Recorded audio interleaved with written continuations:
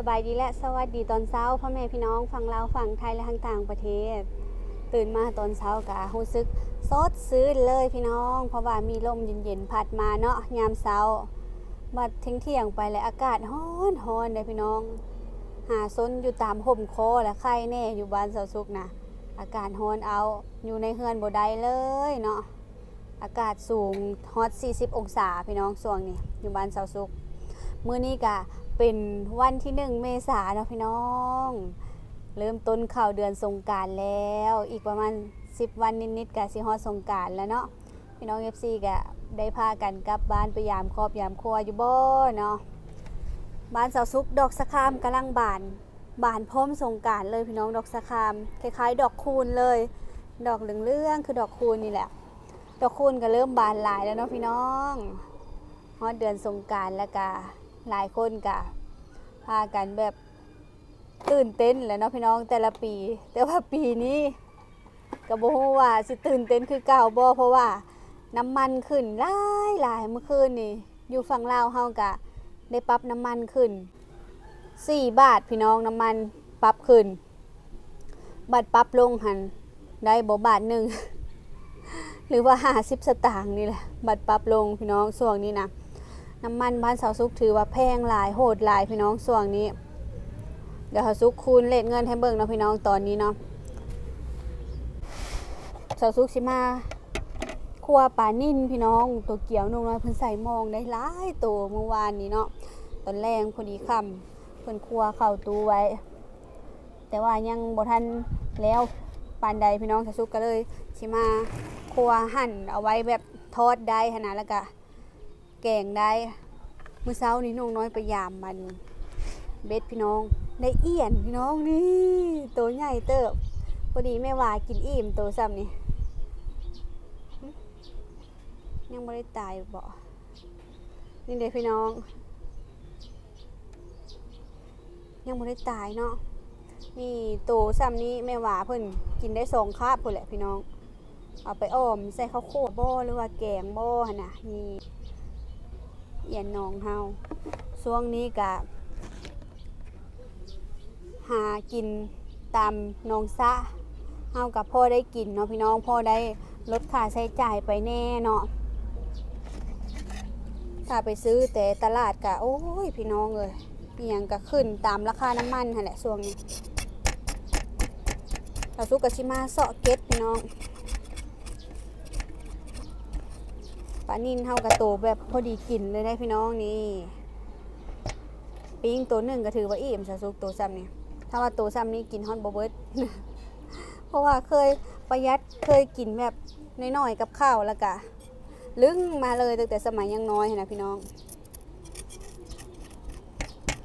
โอ้มื้อนี้ก็เป็นวันหวยออกพร้อมเนาะพี่น้องวันที่1 เมษายนเนาะ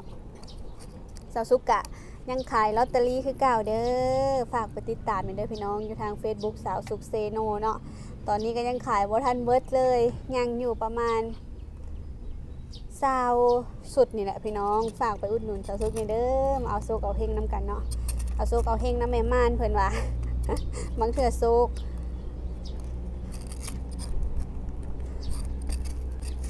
สุก2 ใบสาวสุกขายพี่น้อง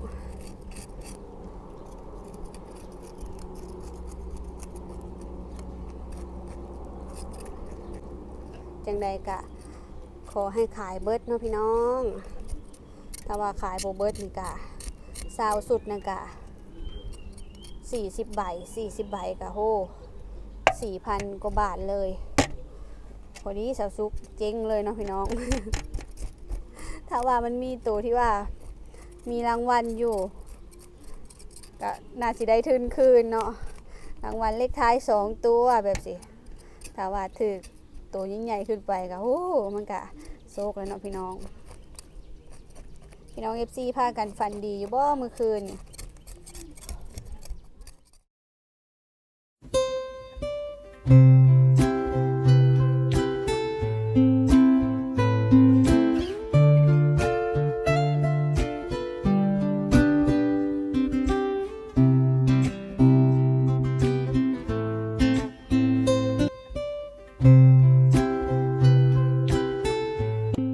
ขูดเก็ดแล้ว สาวสุกาล้างทำความสะอาดเรียบร้อยเนาะพี่น้องบัดนี้สาวสุกาสิมากั้นเนาะเพื่อว่าเวลาเฮามักมันจึงเข้าเกลือเป็นนัวดีปลานิ่นนี่ต้องเฮ็ดแบบนี้ไว้พี่น้องเฮาสิเอาไปแช่ฟิตแบบคาเก็ตนี่กะบ่เป็นกลิ่นบ่แซ่บเอาไปปิ้งกะถ้าว่าเฮาอยากปิ้งคาเก็ตนี่คือต้องเอาขึ้นมาแต่สะใหม่ๆเนาะ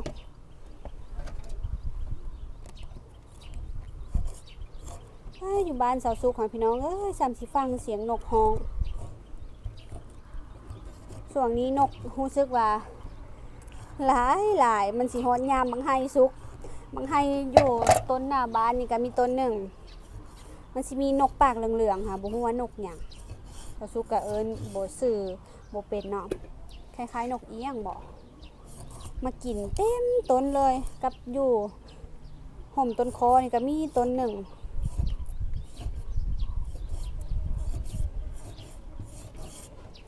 วังหนึ่งนี่เห็นตัวดำๆบินผ่านคือกาแหละพี่น้องเอาสู้หันยันมีกามีเหลวมันสิมาจอบมันกินไก่น้อยเฮาเพราะว่าสะสุกได้ยินไก่ป่ามากระตากเนาะตอนที่ไก่ป่าไข่เมื่อเช้านี่กาเบาะแม่หนึ่งอีกแล้วไก่สะสุกกำลังมีไก่น้อยเบาะใหม่ถือว่ามีหลายป่านเลยแหละพี่น้องไก่สาวสุกพอได้แก้ไขพี่น้องเลยไก่เฮากำลังแผ่ตอน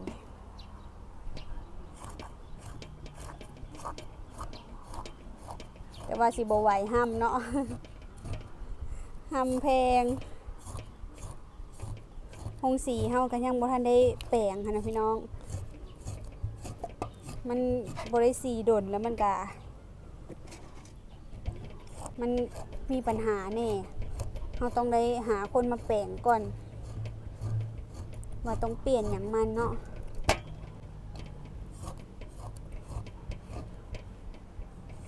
บ้านนี้เฮาสีเองกะใครแน่เพราะว่าเฮาไปสีแล้วเฮาเอาห้ำมันอ่ะกระสอบละ30 บาทพอได้พี่น้อง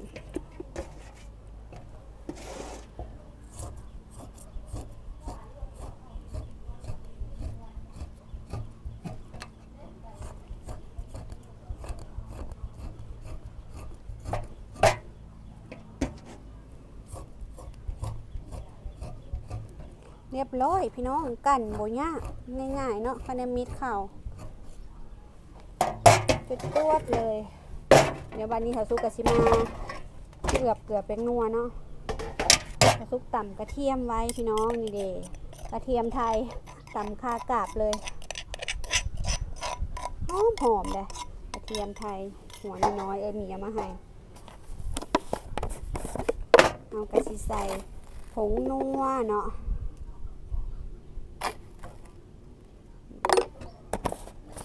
แล้วก็เกลือ2 อย่างเท่านี้พี่น้องบริยากเลยเอากลับไปแส่2 ฟิตไว้ความโชคดีเนาะพี่น้องก็คือเฮามีหนองสะเนาะยามนี้พอได้หาอยู่หากินได้ทั้งกบได้ทั้งป่าได้ทั้งเอี้ยนเอากระชีมาเอือบให้เข้าเนื้อเข้าหนังแล้วก็หายใส่ถุงยางไว้เมื่อเช้านี้นะพี่น้องเห็นได้ไก่เบาอายนะมาโดนยุ่มหัวสาวซุกเนาะบินขึ้นซุ่มสาวซุกกำลังสิตักห้ำให้เนาะแล้วพาวามาโดดใส่หัวสาวซุกเมื่อเช้านี่จับหัวสาวซุกเลยสาวซุกก็ฟ้าวเอามือปัดออกดีแต่เล็บเพิ่นบ่โคตรหน้าสาวซุกพี่น้องบ่โคตรหน้าผากไก่เบาอายตัวนี้นะแบบว่ามันโบแพ้ตัวอื่นว่าซันซาพี่น้องไก่ตัวอื่นนะมักลุมตีแล้วเพิ่นกะแบบอยากดื้อแน่เวลาออกมาเนาะดื้อแบบเพิ่นเคยถูกตีหลายบ่เขาสู้กับบ่ฮู้แนวสิเฮ็ดเลยกับไก่บ่อายเพิ่นซื้อมาผากให้เลี้ยงแต่ก่อนเพิ่นสิไปไทยพุ่นแหละพี่น้องเพิ่นว่าอันนี้พันไก่ตีมันงามหายากเพิ่นว่าแต่ แต่ว่ามาโดดยุมหัวสะซุกกับบ่ฮู้แนวสิว่าเลยบ่ฮู้ว่าบอกเลขบ่หรือว่าแนวใดพี่น้องบ่ฮู้ว่าบอกตัวเด็ดบ่โอ้ยสะซุกตกใจจนมารูปเบิ่งหน้าเจ้าของมื้อเช้านี่โอ้ตายเหียนเลือดออกเด้ว่าซั่นถึกเล็บไก่ผัดมันเปื้อนเนาะพี่น้องยันติดเชื้อน้ำไก่หั่นนะ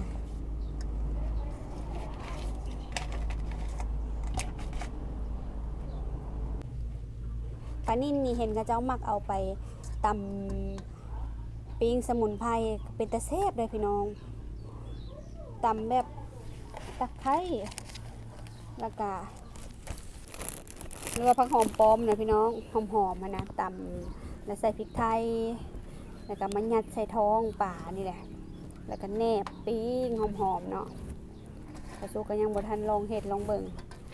เดี๋ยวได้ตัวใหญ่กว่านี้จักหน่อยเนาะสุกจะสิมาเฮ็ดให้เบิ่ง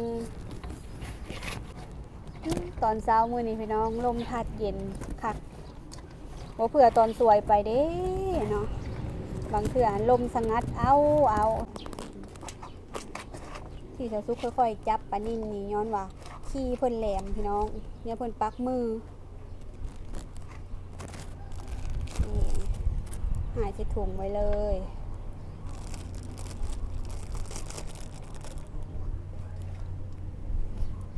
ได้บ่ถุงละ3ตัวนี่เนาะได้อยู่ไว้นางเพิ่นได้ปลาน้ำโขงมาเพิ่นก็มักเฮ็ดสูตรนี้แหละพี่น้องเลือกใส่ตู้เย็นไว้เวลาอยากแกงก็ได้อยากปิ้งก็ได้แต่เราต้องใส่ซองฟิตมันจึงบ่เสียง่ายเนาะนี่ถุงที่2บัดนี้